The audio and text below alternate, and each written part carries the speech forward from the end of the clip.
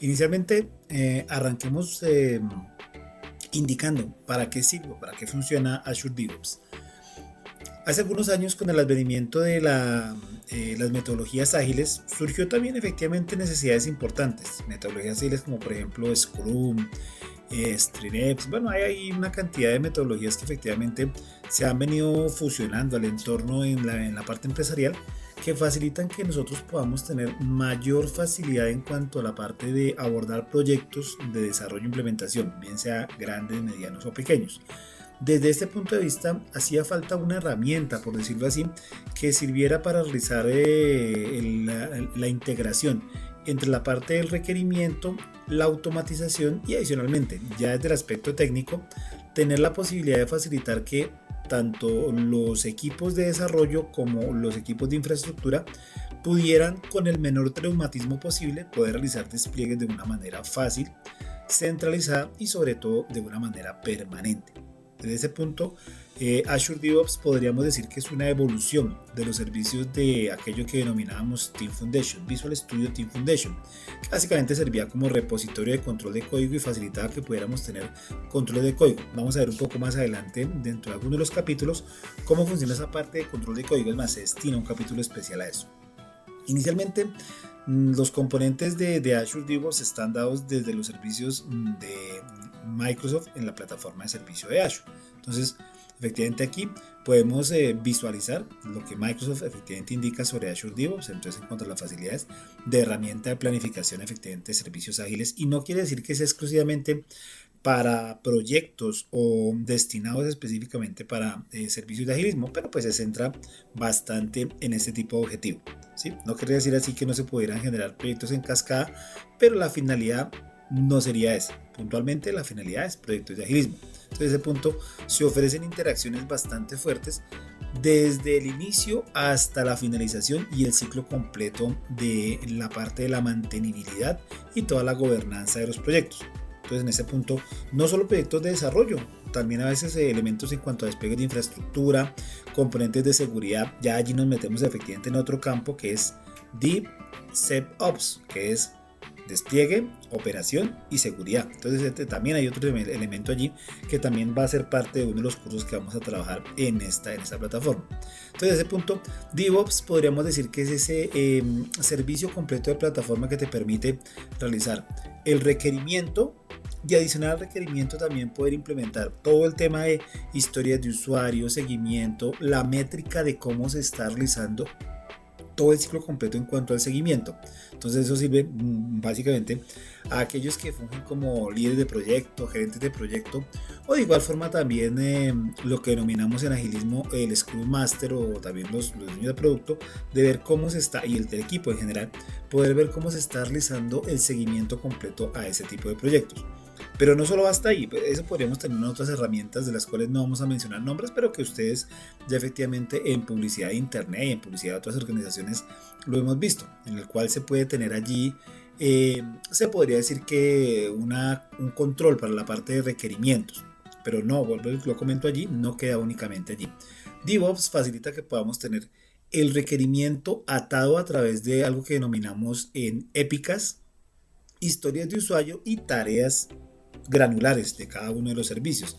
Básicamente esto apunta a que podamos tener desglosado el requerimiento desde lo más grande, desde la épica, hasta efectivamente la tarea puntual que requiere realizar el desarrollador, algún miembro del equipo, para poder realizar la construcción de algún tipo de elemento. Entonces esto básicamente va a dar, se podría decir que una visibilidad completa a través de dashboard que vamos a poder tener allí, para que un director o un líder de IT o un líder de servicio de proyectos pueda indagar y pueda fácilmente identificar qué proyectos están teniendo un buen desempeño, y que de pronto algunos proyectos que de pronto no lo puedan tener así, en donde se pueden realizar acciones correctivas para que estos se encaminen su rumbo de una mejor manera.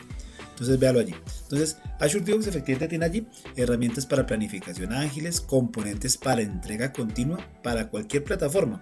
Normalmente está, o se ha comentado que está muy dado desde el escenario Microsoft, desde los componentes de servicio Microsoft, pero esto realmente es un mito. Podríamos decir que es totalmente falso, porque Se pueden implementar no solo servicios de componentes de plataformas Microsoft, sino AWS, servicios de Google o inclusive a través de agentes, componentes para poder desplegar allí con agentes servicios en on-premise, sin importar efectivamente la plataforma. Linux, bueno, Mac se están haciendo algunas modificaciones, pero principalmente Linux, obviamente Microsoft y efectivamente algunas plataformas de otro tipo de servicios que están allí. El sistema operativo de alguna forma no tiene allí ninguna relevancia. Incluso servicios de aplicaciones sobre low code y también servicios de aplicaciones sobre lo que denominamos LED server, tecnologías que no requieren servidor. En otros capítulos más adelante veremos esto de low code, que es básicamente como podríamos decir que poco código. O sea, también hay un mito allí sobre esa parte de poco código. No es que no tenga código, tiene poco código y se puede efectivamente también personalizar con código. Y cuando hablamos de LED server, no quiere decir que no tenga servidor. Sí, allá en alguna parte en Azure existe, bueno, en el cloud existe un servidor, pero la presentación o la forma de administración hacia el usuario, pues obviamente es mucho más fácil. Explicaremos esos conceptos un poco más adelante. Bien, aquí efectivamente se ve como tal AppSec, adquiere innovación, control, los componentes de integraciones con una de las plataformas, se podría decir, de mayor prestancia en cuanto a la parte de control de código, que es integración de uso de GitHub con servicios de DevOps. Entonces, vamos a ver allí en alguna parte de alguno de los capítulos, efectivamente, cómo integrar tanto los dos elementos y cómo poder llegar a correr flujos en cuanto a la parte de control de código y sobre todo la parte muy especial con la que cuenta DevOps, que es la parte del control de versiones y almacenamiento de código fuente para el control del mismo. Igual también la parte de permisos, que grupos de administración de DevOps. Esto es un tema bastante importante, pues porque obviamente se requieren dentro de algún tipo de elementos contar con elementos de gobernanza. ¿Cómo funciona efectivamente la gobernanza dentro de este tipo de elementos? Entonces, ¿qué contiene? Productos. Obviamente ya está integrado los servicios en muchos de los casos con Copilot para GitHub. Entonces también veremos un capítulo interesante. Los componentes efectivamente para la parte de lo que puede ser Azure DevOps MCP Server, ¿sí? Que básicamente son servicios para habilitar con Copilot servicios sobre este. Los componentes de Board, vamos a escribirlos por allí. Los servicios de Pipeline, la parte de Test Plan, poder generar pruebas directas, las pruebas integrales, las pruebas de carga y efectivamente poder integrar esto con los servicios de Azure Test Plan, los planes de pruebas dentro de Azure. GitHub Avances con la parte de seguridad sobre GitHub, los componentes de repositorios, puedo yo tener repositorios allí sobre DevOps o servirme de repositorios que tengo dentro de la nube, la parte de artefactos que son literalmente los componentes de su aplicación, bien sea un Kubernetes, bien sea efectivamente una apps, bien sea un servicio de API, bueno, lo que tenga allí que vaya a servir para que usted sobre este pueda ejercer los diferentes controles de código y la actualización con control de versiones sobre el mismo. Entonces eso facilita que usted pueda tener allí todo el ciclo completo manejado desde el equipo y sobre todo lo tenga de una manera bastante conveniente en cuanto justamente se trabaje sobre vertientes y ramales y al final se puedan fusionar estos elementos sin que se pierda, se podría decir, que esa integración con los servicios. Entonces es una mejora bastante fuerte en cuanto a lo que tenía Team Foundation sobre este.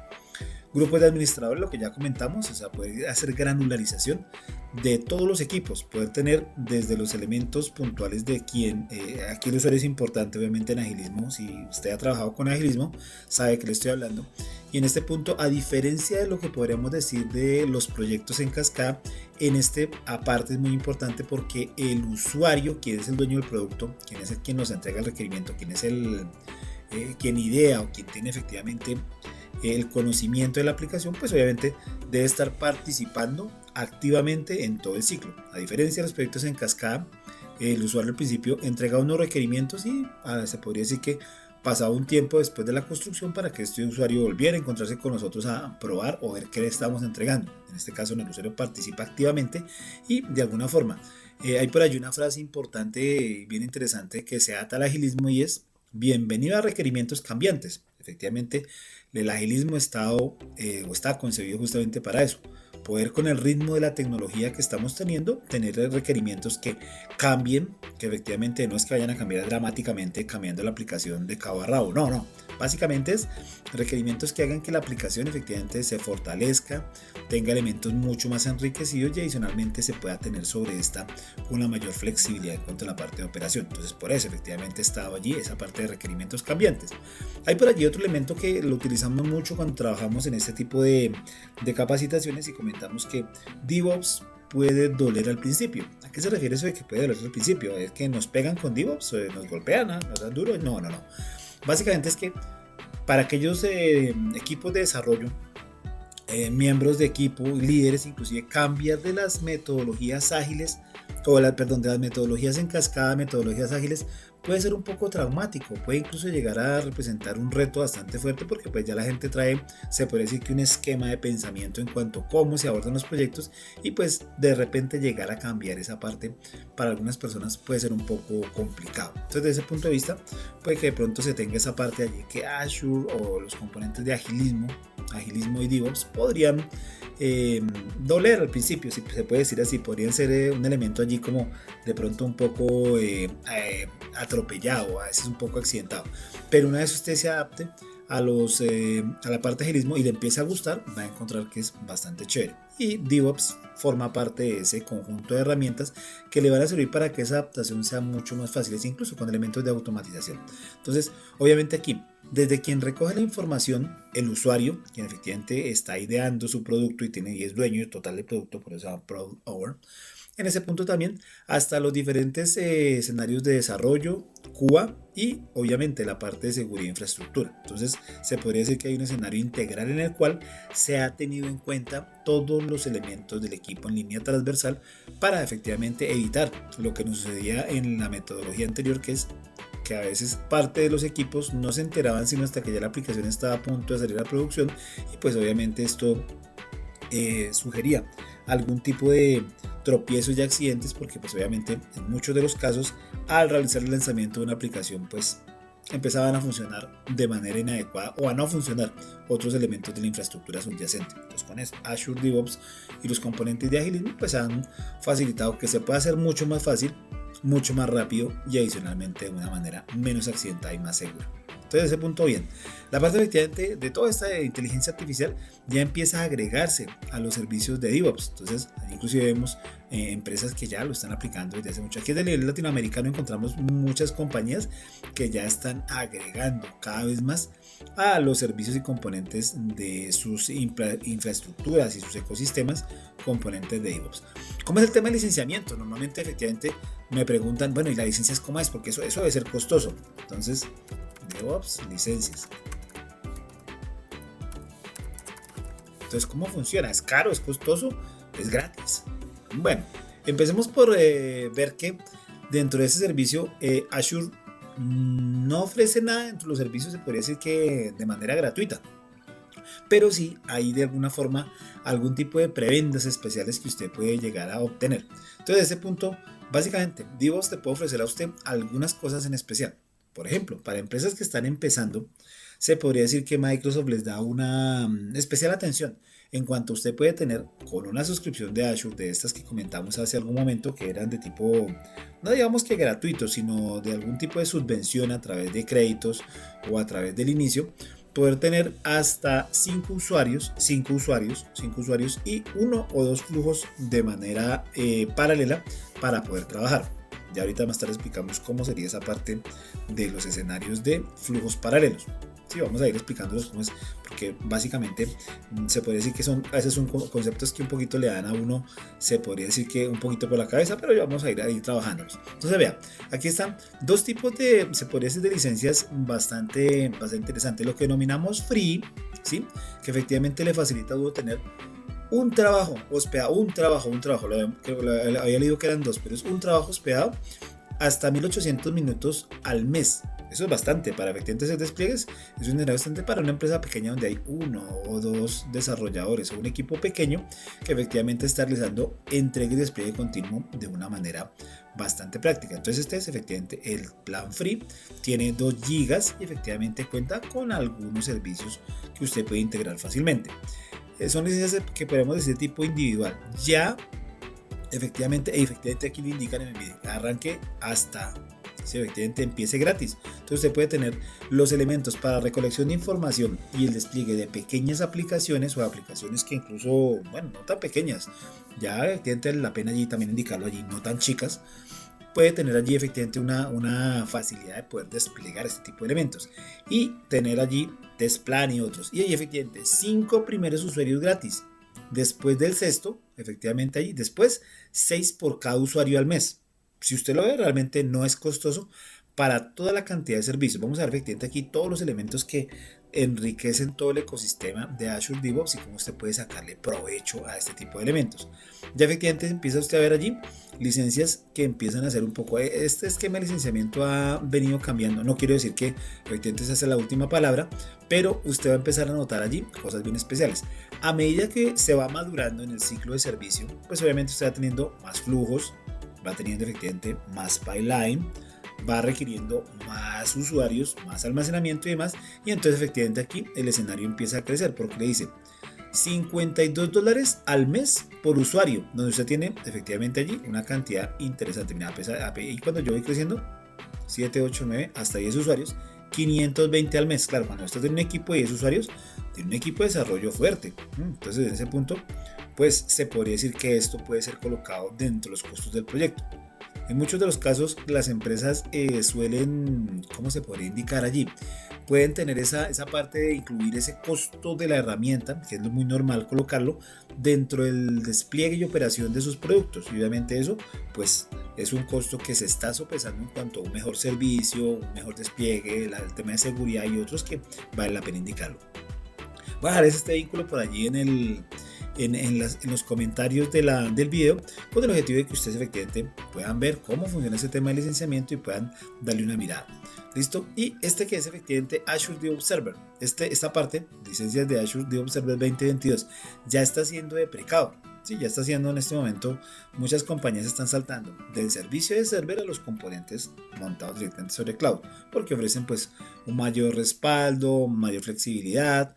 Pero bueno, vale la pena aquí indicar que los proyectos son en su mayoría, en cuanto a la parte de migración, pasar de los servicios de DevOps Server 2022 a los componentes de Azure DevOps montados sobre la nube, pues casi de manera transparente. Uno que otro a veces no es como tan transparente en cuanto efectivamente la parte de despliegue, pero normalmente no hemos encontrado que se genere allí muchos tropiezos.